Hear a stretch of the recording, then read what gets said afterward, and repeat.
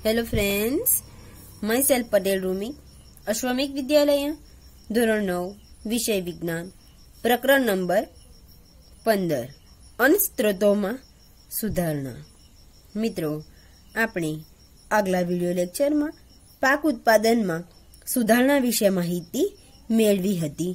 તો આજના વિડિયો લેક્ચરમાં આપણે પાકની જાતમાં સુધારણા વિશે માહિતી મેળવીશું કે પાક છે અને પાકની જાતિમાં કઈ રીતે સુધારા કરી શકાય છે તેના વિશે જોઈએ કે પાકની જાતોમાં ઇચ્છિત લક્ષણો સંકરણ દ્વારા ઉમેરી શકાય છે કે પાકની જાતોમાં ઇચ્છિત લક્ષણો સંકરણ દ્વારા ઉમેરી શકાય છે કે પાકની જાતોમાં ઇચ્છિત લક્ષણો સંકરણ દ્વારા ઉમેરી શકાય છે અને સંકરણ માટે પસંદ કરેલી પાકની જાતો પર પાકના સારા ઉત્પાદનનો આધાર રહેલો છે કે મિત્રો પાકનો ઉત્પાદનનો આધાર શેના પર રહેલો છે તો એ સંકરણ માટે પસંદ કરેલી જે જાતો છે એ જાતિની પાકો પર રહેલો છે કે સંકરણ માટે પાક જાતિ કે જાતના પસંદગીના માપદંડો હોય છે કે મિત્રો આપણે કોઈ પણ વસ્તુ પસંદ કરીએ છીએ તો એના યોગ્ય માપદંડો હોય છે। તો અહીંયા પણ જે પાકો છે અને એ પાકોમાં ઇચ્છિત લક્ષણો ઉમેરેલા હોય છે સંકરણના, તો એના પણ અમુક માપદંડો છે। તો માપદંડો જોઈએ કે કયા માપદંડો હશે। તેમાં મિત્રો પહેલું છે કે રોગ પ્રતિકારક ક્ષમતામાં વધારો, કે પહેલું છે રોગ પ્રતિકારક ક્ષમતામાં વધારો કે મિત્રો રોગ પ્રતિકારક ક્ષમતામાં વધારો વાળી જો જાતિ આપણે એ જાતિનું જો વાવેતર કરીએ તો શું થશે કે એમાં રોગો લાગતા નથી, લાગે તો કેવા લાગે છે, ઓછા પ્રમાણમાં લાગે છે, જેથી જે પાક ઉત્પાદન છે તે આપણને કેવું મળે છે, વધારે મળે છે। ત્યારબાદ છે કે ખાતર પ્રત્યે પ્રતિચાર, બીજું શું છે કે ખાતર પ્રત્યે પ્રતિચાર। મિત્રો આપણે જોયું હતું કે જે પાકો છે પાકોને આપણે ખેતરમાં વાવેતર કરીએ છીએ, પરંતુ આપણે એને યોગ્ય પ્રમાણમાં જો ખાતર ન મળે તો પાકનું જે ઉત્પાદન છે ઓછા પ્રમાણમાં થાય છે। તો જે પણ પાકને આપણે ખેતરમાં વાવેતર કરીએ છીએ તે ખાતર પ્રત્યે પ્રતિચાર આપતું હોવું જોઈએ। ત્યારબાદ છે કે નીપજની ગુણવત્તા ઊંચી હોવી જોઈએ, કે જે આપણને નીપજ મળે છે એ નીપજની ગુણવત્તા ઊંચી હોવી જોઈએ। નીપજ એટલે કે જે અંતિમ વખતે જે આપણને પાકનું જે ઉત્પાદન મળે છે એટલે કે જે નીપજ છે તે નીપજની ગુણવત્તા કેવી હોવી જોઈએ, ઊંચી હોવી જોઈએ। અને ત્યારબાદ છે કે ઉત્પાદનમાં વધારો, કે જે પાકનું જે ઉત્પાદન થાય છે એમાં શું હોવું જોઈએ, વધારો હોવું જોઈએ। ત્યારબાદ છે કે પાક સુધારણામાં પાકની જાતોમાં ઇચ્છિત લક્ષણોને સંકરણ દ્વારા ઉમેરી શકાય છે કે પાકની જે જાતો છે એ જાતોમાં ઇચ્છિત લક્ષણો શેના દ્વારા ઉમેરી શકાય છે કે સંકરણ દ્વારા ઉમેરી શકાય છે। અને વિવિધ આનુવંશિક જે લક્ષણોવાળી વનસ્પતિઓ છે સંકરણ કરાવતા જનીન બંધારણમાં સુધારો કરી શકાય છે કે મિત્રો વનસ્પતિઓમાં જે જનીન બંધારણ છે જનીન બંધારણમાં સુધારા કરી શકાય છે। કે આપણને શું કહ્યું છે કે વિવિધ આનુવંશિક લક્ષણોવાળી વનસ્પતિઓમાં સંકરણ કરાવતા જનીન બંધારણમાં સુધારો કરી શકાય છે। તો એના આધારે સંકરણના પણ અલગ અલગ પ્રકારો હોય છે, જેમ કે આંતરજાતીય સંકરણ, આંતરજાતીય સંકરણ અને આંતર પ્રજાતીય સંકરણ। કે સંકરણના પ્રકારો કયા છે તેના વિશે માહિતી મેળવીએ કે સંકરણના પ્રકારો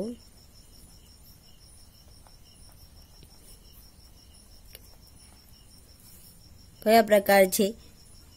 મુખ્ય 3 પ્રકાર છે. તેમાં પહેલું છે અંત જાતીય સંકરણ, બીજું છે આંતરજાતીય સંકરણ અને ત્યારબાદ ત્રીજું છે આંતરપ્રજાતીય સંકરણ કે આંતરપ્રજાતીય સંકરણ. એમાં આપણે પહેલું જોઈએ કે આંતરજાતીય સંકરણ કોને કહેવાય છે? કે એક જ જાતિની વનસ્પતિઓની 2 જુદી જુદી જાત વચ્ચે કરવામાં આવતું સંકરણને આંતરજાતીય સંકરણ કહે છે. કે આંતરજાતીય સંકરણ કોને કહેવાય? તો એક જ જાતિની વનસ્પતિઓ અથવા તો એક જ જાતિની વનસ્પતિની 2 જુદી જુદી જાત વચ્ચે કરાવવામાં આવતું સંકરણ. કે આંતરજાતીય સંકરણ કોને કહેવાય? કે એક જ જાતિની વનસ્પતિની 2 જુદી જુદી જાતો વચ્ચે કરવામાં આવતું જે સંકરણ છે એને આંતરજાતીય સંકરણ કહે છે. ત્યારબાદ છે કે આંતરજાતીય સંકરણ કોને કહેવાય છે? બીજું છે કે આંતરજાતીય સંકરણ કોને કહેવાય એ જોઈએ આપણે. કે આંતરજાતીય સંકરણ એટલે કે એક જ પ્રજાતિની વનસ્પતિઓની 2 જુદી જુદી જાતિ વચ્ચે કરાવવામાં આવતું સંકરણ. કે આંતરજાતીય એટલે કે એક જ જાતિની વનસ્પતિની 2 જુદી જુદી જાતો છે, જ્યારે આંતરજાતીય સંકરણ એટલે કે એક જ પ્રજાતિ. મિત્રો, જાતિ અને પ્રજાતિ બંને અલગ વસ્તુ છે. કે એક જ પ્રજાતિની વનસ્પતિની 2 જુદી જુદી જાતો વચ્ચે કરવામાં આવતું સંકરણ છે. અને ત્યારબાદ છે કે આંતર પ્રજાતીય સંકરણ કોને કહેવાય? કે આંતર પ્રજાતીય સંકરણ કે 2 જુદી જુદી વનસ્પતિની પ્રજાતિ વચ્ચે કરાવવામાં આવતું જે સંકરણ છે એને શું કહેવાય છે? આંતરપ્રજાતીય સંકરણ. ત્યારબાદ આપણે જોઈએ કે જનીનિક રૂપાંતરિત પાકો કયા છે? કે જે જનીનો છે એ જનીનોની ફેરબદલી કરવામાં આવી છે અને એમાં રૂપાંતરિત પાકો કયા છે તેના વિશે માહિતી મેળવીએ. કે સંકરણ સિવાય પાકજનીન બંધારણમાં સુધારો કરવા ચોક્કસ વનસ્પતિ જાતમાં ઐચ્છિક લક્ષણોવાળા જનીન ઉમેરવામાં આવે છે. આપણે જોયું હતું કે પાકની જાતોમાં ઇચ્છિત લક્ષણો ઉમેરવામાં આવે છે અને પરિણામે જનીનિક રૂપાંતરિત પાકો મળે છે. દાખલા તરીકે બીટી કપાસ, બીટી રીંગણ એ શું છે? તો એ જનીનિક રૂપાંતરિત પાકો છે. મિત્રો, તમારે યાદ રાખવાનું છે કે બીટી કપાસ અને બીટી રીંગણ એ શું છે? તો જનીનિક રૂપાંતરિતના જે પાકો છે એ કયા છે? તો બીટી કપાસ અને બીટી રીંગણ. ત્યારબાદ છે કે નવી જાતો સ્વીકારવા માટે આપણે શું જરૂરિયાત છે? કે કોઈ પણ નવી જાતો છે અને એ જાતોનું વાવેતર કરવા માટે આપણે કંઈક કાળજી રાખવી પડે છે. દરેક વસ્તુઓને આપણું ધ્યાન રાખવું પડે છે. એના વિશે જોઈએ કે નવી જાતિ સ્વીકારવા માટેની આવશ્યકતા એટલે કે જરૂરિયાત તો છે એમાં કે પાકની નવી જાતો ભિન્ન ક્ષેત્રની ભિન્ન પરિસ્થિતિમાં સારું અને વધુ ઉત્પાદન આપી શકે એવું હોવું જોઈએ. આપણે જાણીએ છીએ કે આપણા દેશની જે આબોહવા છે કેવી છે? આબોહવા સતત અમુક વિસ્તારોમાં ગરમી હોય છે, અમુક વિસ્તારોમાં ઠંડી હોય છે. તો કહેવાનો મતલબ એ છે કે પાકની જે નવી જાતો છે એ ભિન્ન ક્ષેત્રેની ભિન્ન પરિસ્થિતિઓમાં સારું ઉત્પાદન આપી શકે તેવી હોવી જોઈએ। ત્યારબાદ છે કે ખેડૂતોને સારી ગુણવત્તાવાળા વિશિષ્ટ બીજની પ્રાપ્તિ સરળતાથી થઈ શકે તેવું હોવું જોઈએ। ત્યારબાદ છે કે બધા જ બીજ એક જ જાતિના હોય અને સરખી પરિસ્થિતિમાં અંકુરણ પામી શકે તેવા હોવા જોઈએ અને જાતના હોય અને સરખી પરિસ્થિતિનું અંકુરણ પામી શકે હોવા જોઈએ। ત્યારબાદ છે કે જાતો વિપરીત આબોહવાકીય પરિસ્થિતિઓમાં ઉગી શકે તેવી હોવી જોઈએ। કે ધારો કે કોઈ એક બીજ છે કે ઠંડીવાળા વિસ્તારમાં ઉગી શકે છે, પરંતુ એ જ બીજ ગરમીવાળા વિસ્તારોમાં પણ ઉગી શકે હોવું જોઈએ। એટલે કે મનો મિનિંગ એ છે મિત્રો કે જાતો વિપરીત પરિસ્થિતિમાં એટલે કે કોઈ પણ પરિસ્થિતિમાં ઉગી શકે તેવા હોવા જોઈએ। કે દાખલા તરીકે સ્વીકૃત કરાયેલી નવી જાત વધુ ક્ષારવાળી ભૂમિમાં પણ ઉગી શકે છે। કે મિત્રો અત્યારે જે આધુનિક રીતે જે બીજને તૈયાર કરવામાં આવે છે એમાં સ્વીકૃત કરેલી જે નવી જાતો છે એ નવી જાત વધુ ક્ષારવાળી ભૂમિમાં પણ ઉગી શકે છે। ત્યારબાદ છે કે પાક સુધારણા આપણે જે કરીએ છીએ એના માટે કઈ કઈ બાબતો ધ્યાનમાં લેવાની હોય છે તેના વિશે સમજૂતી મેળવીએ। કે કૃષિ પાક જાતોમાં સુધારણા કઈ કઈ બાબતો માટે કરાય છે તેના વિશે જોઈએ।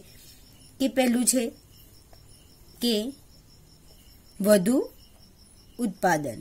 શા માટે અલગ અલગ પરિબળો આધારે આપણે જે પાક છે એ પાકની જાતોમાં સુધારણા કરીએ છીએ કે આપણને વધારે પ્રમાણમાં ઉત્પાદન મળે એ માટે। કે એકર દીઠ કૃષિ પાકની ઉત્પાદનમાં વધારો કરવા માટે। કે ધારો કે કોઈ 1 હેક્ટર જમીન છે અને એ હેક્ટર જમીનમાં જો આપણે પાકની જે જાતોની જે સુધારણા છે એ સુધારણાવાળા જો બીજનું વાવેતર કરીએ તો આપણને એનું જે ઉત્પાદન છે કેવું મળે છે? વધુ ઉત્પાદન મળે છે। ત્યારબાદ છે કે ગુણવત્તામાં સુધારો। ગુણવત્તામાં સુધારણા કે કઈ રીતે આપણે ગુણવત્તામાં સુધારણા કરી શકીએ છીએ? કે પ્રત્યેક પાકની ગુણવત્તામાં ભિન્નતા હોય છે। કે દરેક પાક છે તો દરેક પાકની ગુણવત્તામાં ભિન્નતા હોય છે। ધારો કે ડાંગર છે તો ડાંગરના પાકમાં ભિન્નતા હોય છે, એ જ રીતે ઘઉં છે ઘઉંના પાકમાં પણ ભિન્નતા આપણને જોવા મળે છે અને જુદી જુદી ગુણવત્તાવાળા આપણને પાકો મળે છે। દાખલા તરીકે ઘઉંમાં બેંકિંગ ગુણવત્તા, કઠોળમાં પ્રોટીનની ગુણવત્તા અને તેલીબિયામાં તેલની ગુણવત્તા હોય છે। જ્યારે ફળ અને શાકભાજીનું સંરક્ષણ અગત્યનું છે। આપણે જાણીએ છીએ કે કઠોળમાં આપણને શું મળે છે? પ્રોટીન મળે છે। તેલીબિયામાંથી શેની ગુણવત્તા છે? તો તેલની ગુણવત્તા છે। એ જ રીતે દરેક જે પાકો છે એ પાકોની ગુણવત્તા જુદી જુદી હોય છે। ત્યારબાદ છે જૈવિક અને અજૈવિક પ્રતિરોધકતા। ત્રીજું છે જૈવિક અને અજૈવિક પ્રતિરોધકતા। જૈવિક અને અજૈવિક પ્રતિરોધકતા કોને કહેવાય તે જોઈએ। કે રોગો, કીટકો અને કૃમિઓ જેવી જૈવિક જ્યારે ઠંડી, હિમપાત, ક્ષારતા, વધુ પ્રમાણમાં પાણી કે અનાવૃષ્ટિ જેવી અજૈવિક પરિસ્થિતિઓના કારણે પાક ઉત્પાદન ઘટી શકે છે। આવી પરિસ્થિતિઓથી સર્જાતી તાણને પ્રતિકાર કરી શકે તેવી જાત પાક સુધારણામાં આપણે કરી શકીએ છીએ। કે મિત્રો જૈવિક એટલે કે કયા પરિબળો? જેમ કે રોગો, કીટકો અને કૃમિ જેવી વસ્તુઓ શેમાં આવે છે? જૈવિકમાં આવે છે। જ્યારે મિત્રો અજૈવિક પ્રતિરોધકતા કોને કહેવાય છે? કે જેવો ઠંડી, હિમપાત, ક્ષારતા, વધુ પ્રમાણમાં પાણી કે અનાવૃષ્ટિ જેવી અજૈવિક પરિસ્થિતિઓના કારણે જે પાક છે અને એ પાકના ઉત્પાદન ઘટી શકે, આવી પરિસ્થિતિઓથી સર્જાતી તાણને પ્રતિકાર કરી શકે તેવી જાતનું વાવેતર આપણે કરવું જોઈએ। ત્યારબાદ છે કે પરિપક્વન સમયમાં ફેરફાર। કે મિત્રો આપણે જાણીએ છીએ કે અમુક પાકોને પરિપક્વ થતા લગભગ 4 થી 5 મંથ અથવા તો 3 થી 4 મંથનો સમયગાળો લાગે છે કે પરિપક્વ સમયગાળામાં ફેરફાર. ચોથો મુદ્દો છે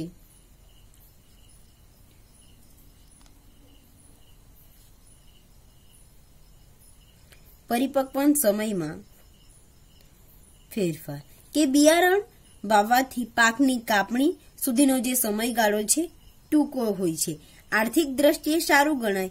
ઓછા સમયગાળાને કારણે પાક ઉત્પાદનમાં ખર્ચ ઓછો થાય છે. તેથી ખેડૂતો પ્રતિવર્ષ ખેતરમાં વધુ પાક ઉગાડી શકે છે.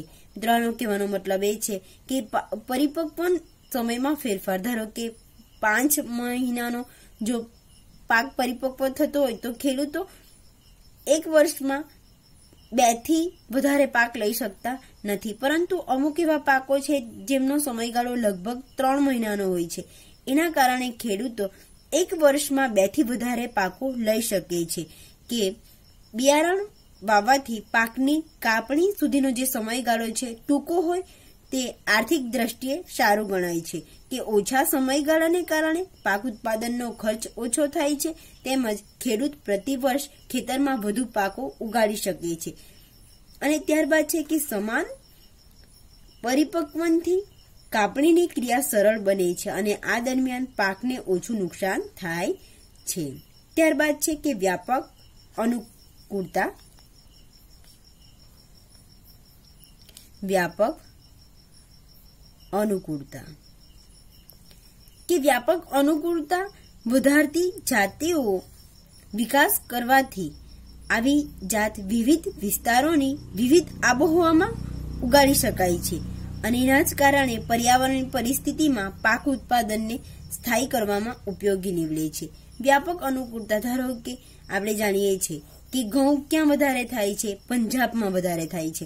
પરંતુ આપણે ત્યાં પણ આપણે ઘઉંને ઉગાડી શકીએ. એટલે કે અમુક એવી જાતો સુધારણી હોય છે કે જેને આપણે કોઈ પણ પર્યાવરણમાં ઉછેરી શકીએ છીએ અને આપણને જે પાકો છે પાકોનું ઉત્પાદન કેવું મળે છે?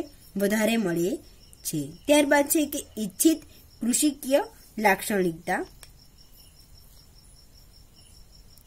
કે ઇચ્છિત કૃષિકીય લાક્ષણિકતા કે ઘાસચારાના પાક માટે લાંબી અને વધુ શાખાઓ ઇચ્છિત લક્ષણો છે. કે મિત્રો જે ઘાસચારો છે તો એમના માટે શું જરૂરી છે? તો એની જે શાખા છે કેવી હોવી જોઈએ?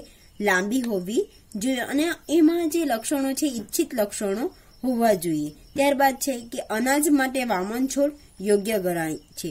કે અનાજ છે અનાજ માટે વામન છોડ યોગ્ય ગણાય છે. પરંતુ વામન છોડ કરતા જો અમુક એવા જે પાકો છે જે પાકો કેવા હોય છે એની ઊંચાઈ ઓછી હોય છે અને એના કારણે એવો ઘાસ ચારો એટલે કે આપણને નુકસાનકારક પણ હોઈ શકે છે. કે કઈ રીતે?